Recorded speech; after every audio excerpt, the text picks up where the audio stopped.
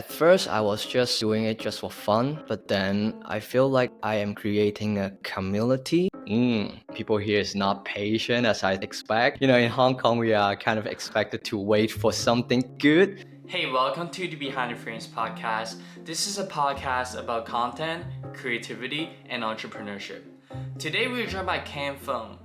Fung is a video creator on Instagram sharing his immigration experience from Hong Kong to Canada to those who are also on the same path. We, as a creator, we have to kind of follow this algorithm to make yourself become more reachable. I don't want to just making interesting or funny content. I want to bring this to the next level to inspire more people. In today's episode, we talked about his personal immigration experience to Canada. We talked about the creative process with creating reels, and we also talked about the idea and the future of creating communities for his audience. And welcome to my conversation with Ken.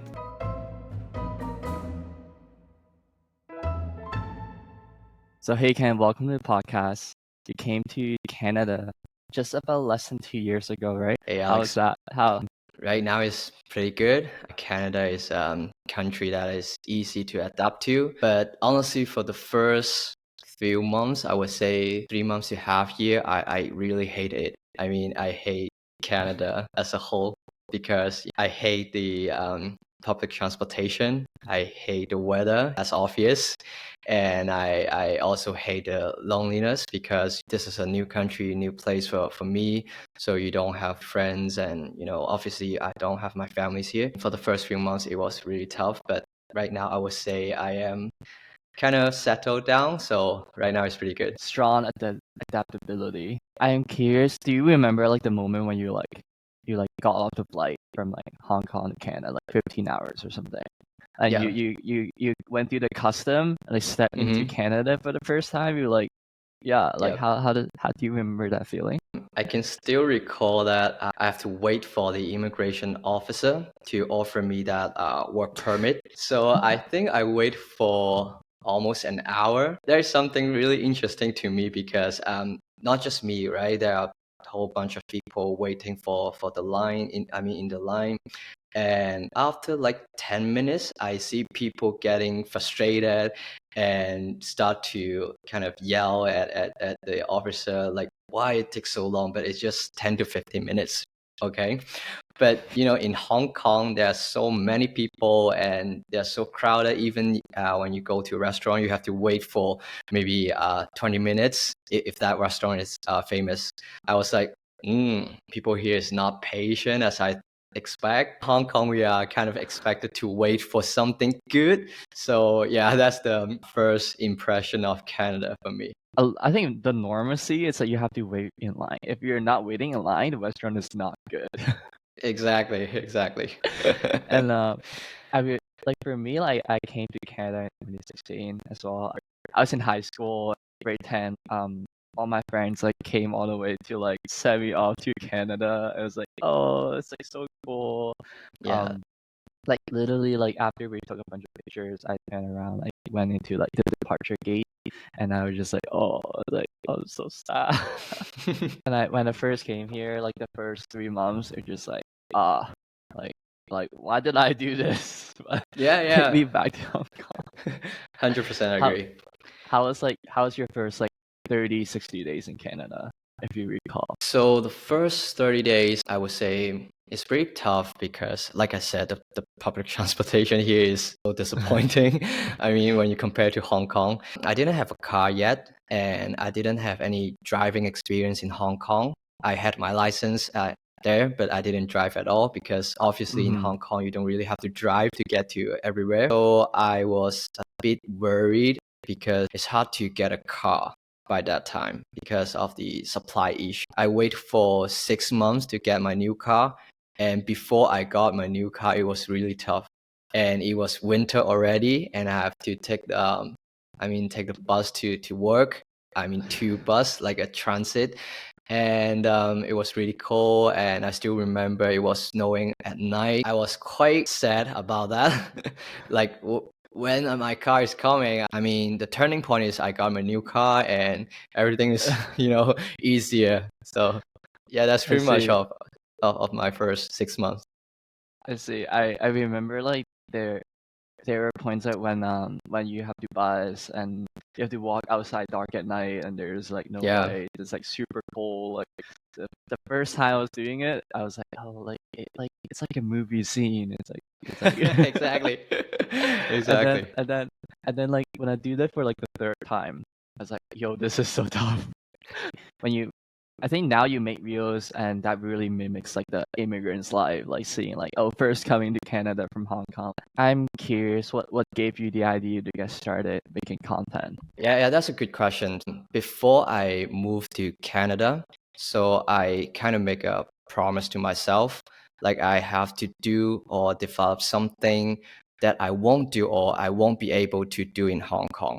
So that will make my, decision to be more valuable to move to Canada. So, but I didn't have any idea on what to work on or what to start with. Digital content is kind of popular right now, and everyone is easy to get into this field. There is so much competition, but if you are creative enough, if you are having some story to share, you will be able to do some relatable content. And I feel like my experience is most of the Hong Kong people are experiencing, like, should I move to another country or should I stay in Hong Kong? And if you move to a new country, what kind of struggle, what kind of difficulties you are facing? So at that point, I feel like, that's a good idea to, start creating content, and there we go. I think there's like an element which is like for people in Hong Kong, they're thinking about like what does life in Canada look like, and there's another part of it is for like people from Hong Kong in Canada thinking about like, oh, this is relatable, this is funny. Yeah, So yeah. before you came to Canada, like, have you been in the field of like digital marketing? Like, what kind of jobs or occupations were you in before? In Hong Kong, I only have worked in the banking and finance industry. So I have never did anything related to marketing or creating digital content. I mean, I studied business. I had a, introduction course to marketing, like teaching us the 4P. If you're studying marketing, you know what I'm The four saying. piece. Yeah, the 4Ps, but in reality, you won't be able to use it. So yeah, I mean, I didn't have any digital content experience. I just start from scratch, learn from YouTube. There are so many resources you can look at, and try to learn from those successful creator out there. Do you remember your first ever reel? So yeah, I do remember that it's about outfit in Hong Kong versus the outfit in Canada. At that period of time, I'm not sure why the algorithm is keep suggesting me those outfit content. I just see some kind of transition is really cool, like when you put a shirt on your, like, dump it Yeah. on your body and then it change Yeah. suddenly. But then I was like, oh, it's kind of cool. And when I think deeper, I think the transition effect is kind of easy to do it. So that's why Yep. I'm thinking, why don't I try a Canada outfit versus a Hong Kong outfit? And at that time it's winter, and I was like, yeah, winter in Canada, every day I dress the same thing.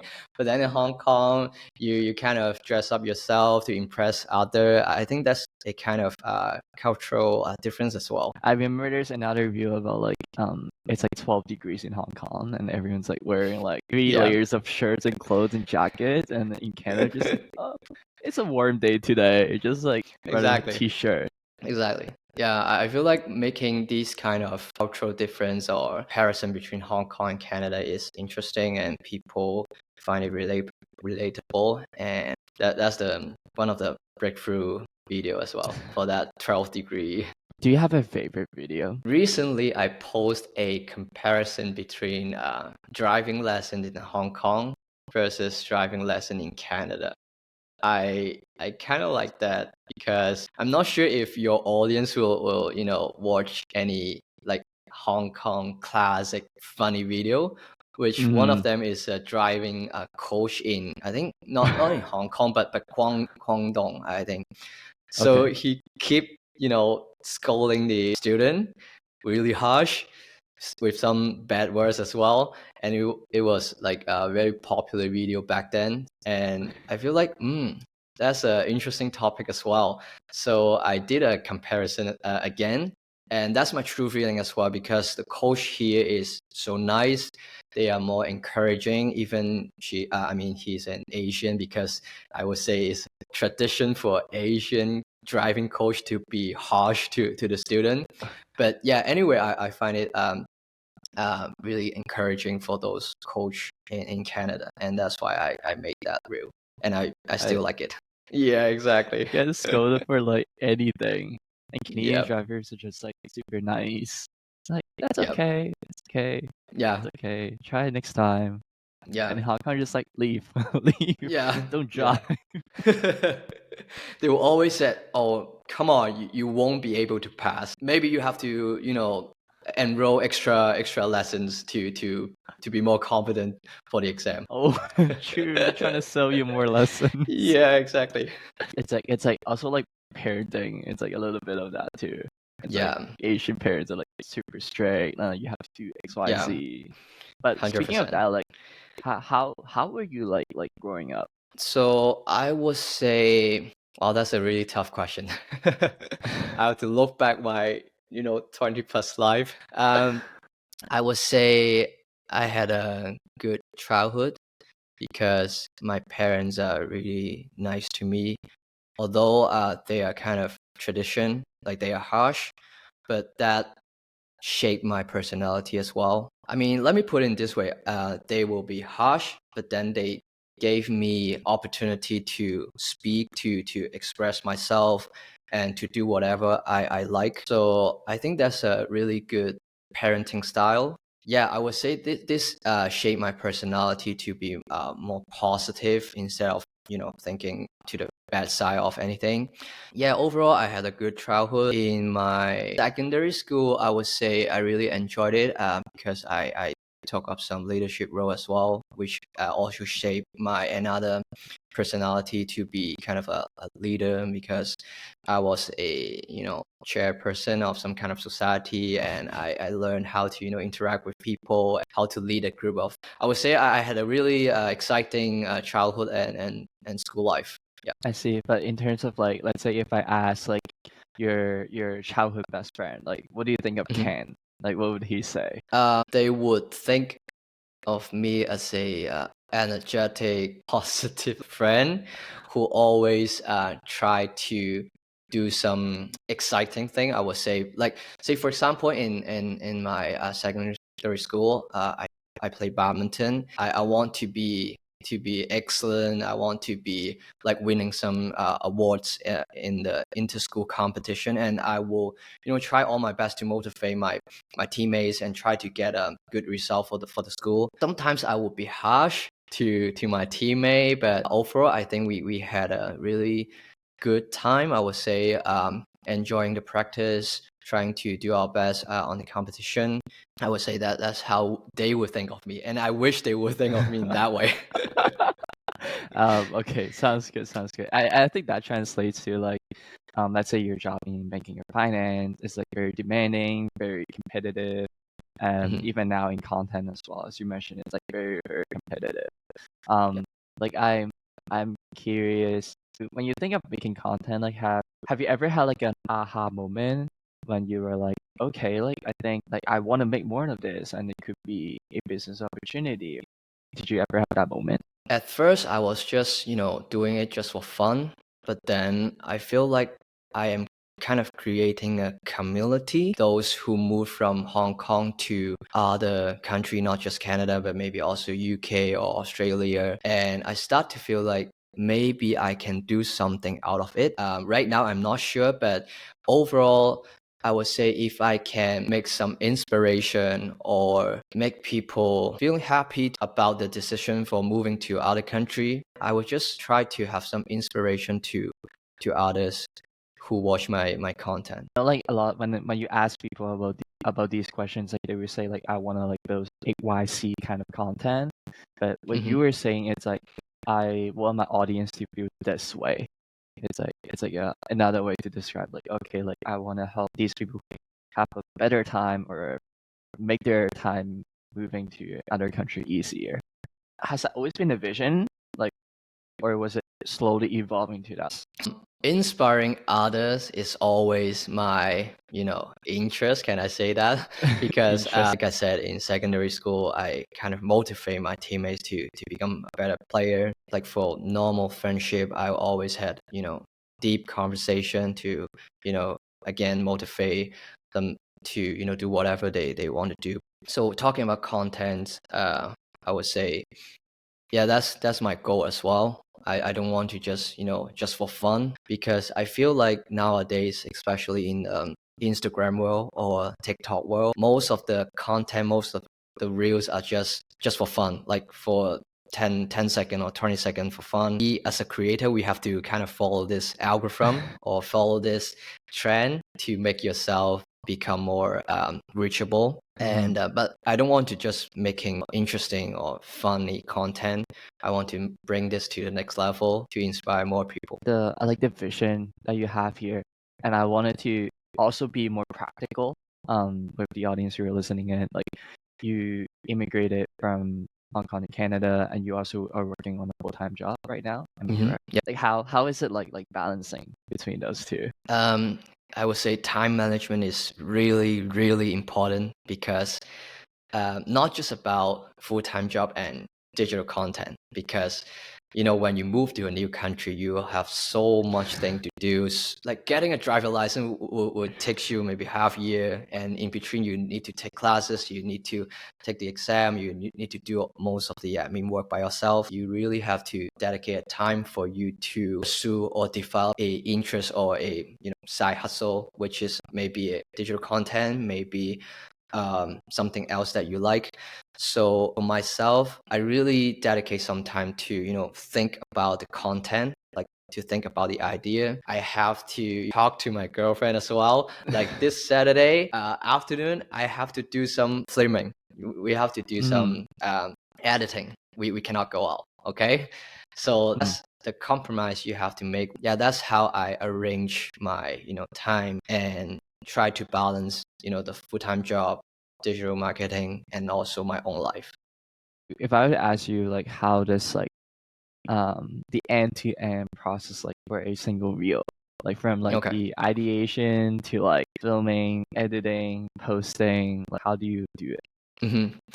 Okay, so the first step, obviously, you have to think about the idea. So for this part, I constantly do it, because you won't be able to, oh, okay, today I have to sit down and think about the idea, right? Every day I kind of, when I have idea, I have to write down. Like I have an Excel, listing out all the, video ideas that I would like to do later. That's the ideation part. And doing a filming, I think for real, that is 30 to 60 second, I will be able to use maybe 2 hours to finish the filming process. That's not a difficult part to me, because we are not making a YouTube video which is like 10 minutes long, and you have to think about what you're gonna say. Making reels is like much more easier. For the post production, which is the editing, and also recently I started learning about color grading, which wastes me so much time. I mean, I'm not wasting it. I'm learning something out of it. But for the post-production, it can take me like half day for just a, 30 minutes, 30 second to a minute, short video. And for posting it, that's easy. Just, open your Instagram and then Description. post it. Yeah. True. Description. Oh yeah. That's the description as well. And one more thing is, I think I realized that I have a OCD problem. Like I need to make sure everything is perfect, because before I post it. So that will cost me sometimes as well. So if I you're see. not a OCD person, you will be better. I see. And I assume you use CapCut for your editing? So I actually use Final Cut Pro and CapCut as well, because Final Cut Pro is still kind of a traditional editing app, and I purchased it before, and I can't just dump it away, even though CapCut is a really useful tool for editing. But for most of the part, I use Final Cut Pro. But for the caption part, because it has the like auto caption function, that's super helpful.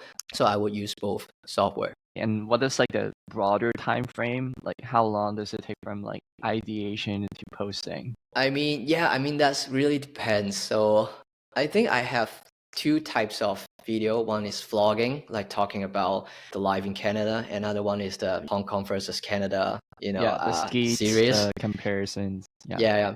So for vlogging, that will take much more time because you have to go out, you have to actually go out and, do some filming. Yeah. Go to And you have to do Costco.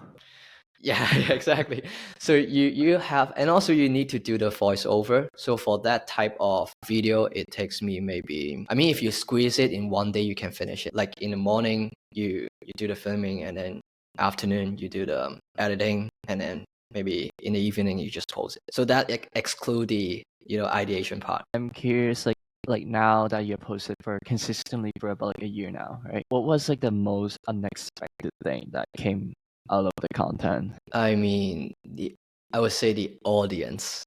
So audience, I'm saying like there are some really passionate audience who would keep commenting. Sometimes they will overreact, or they will start some kind of argument that I didn't expect. That's something I actually want to point it out because I think everyone knows in the digital world you can say whatever you want.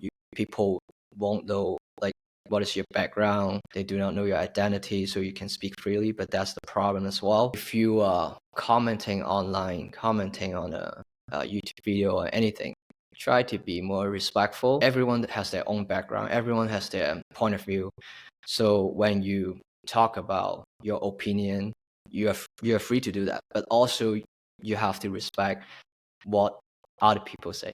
So yeah, that's something I find it interesting, and yeah, that's something I really didn't expect it before I start doing content. But that's not the overall picture. I just want to say most of the audience are really nice. They encouraging, like they know that I'm having a zero marketing or digital content experience. They will be saying like, okay, that's really awesome that you start a digital content after you move to Canada.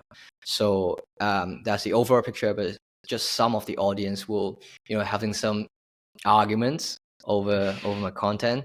But yeah, that's the message I want to talk about. I think you're referring to like the arguments that happen in the comments, like between people.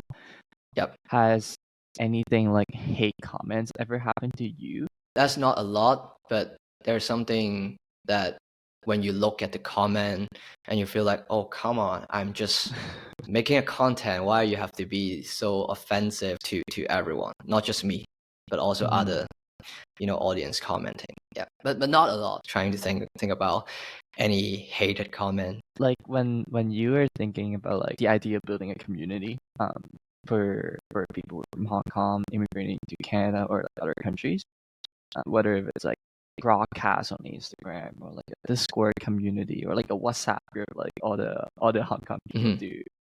Have you thought of that? So personally, I haven't thought about like creating a like real community, like everyone talk to each other, because first of all, there are so many group out there already like talking about kind of informative stuff like immigration, applying for visa, applying for permanent residence. So for that, I haven't started off thinking about creating a group that will have some conversation. But in terms of physical community, I have thought about that because I love doing sports. I thought about like, is there any chance I can get a group of people doing some kind of maybe a basketball league or maybe a badminton session that we can just have fun. That would be cool. What about like other creators that you've been able to meet because of the content? Because I feel like there's like a little niche of like just like Hong Kong people coming to XYZ country. Like how was your experience with that? It was really good. So actually I watch a lot of YouTube as well. I know some YouTubers, know them. I just know them on YouTube. But I realized that she came to Canada as well. And one day she comment on my reel and saying that, wow, that is really relatable. And that moment I was like, oh my God, that is her. I always watch your video on YouTube. That's something I didn't expect. Like creating content can, allow me to meet more people with the same passion, which is making video, making content, sharing, doing some exchange on everything. So yes, that's pretty cool. Did you reach out? Yeah. I mean, we had a dinner. I mean, we Oh, came that's out cool. and had a dinner, and like I said, we exchanged on some, experience on maybe some plan in the future, like how you're gonna expand your digital content, stuff like that. And I just wanted to wrap this up. I'd like to ask our guests to give our audience a little bit of a challenge. Mhm. This would be like for the new year. So like I don't know if you have anything top of mind. Like I said, I always wanted to have some inspiration of my audience. So I would say, if you have something you like, try it first. I am not asking you have to, do a fantastic job. Let's say digital content.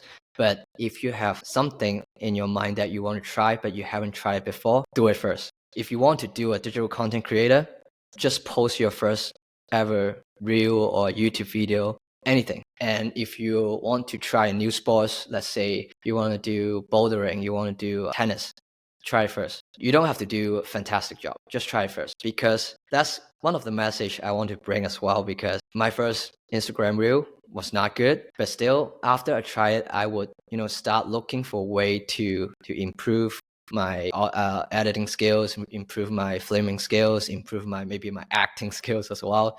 That's the most important thing. Just try it first. Maybe you don't like it. Maybe you like it. If you don't like it, just, never mind. Try another thing. If you are interested in that thing, you will start looking to improve, start looking to have more fun.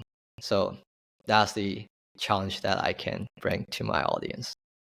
That's awesome, Ken. Like this is a great way to wrap this. Thank you so much for coming to the podcast. No, And, my pleasure. Thank you, Alex. Talk soon. So that is it for today's episode. Thank you so much for tuning in. All the links and resources will be shared in the descriptions. And if you'd like to support the podcast, please leave us a 5-star rating on whichever platform that you're on. It would help us a ton to reach new audiences. Thank you so much for listening. And again, I see you in the next one.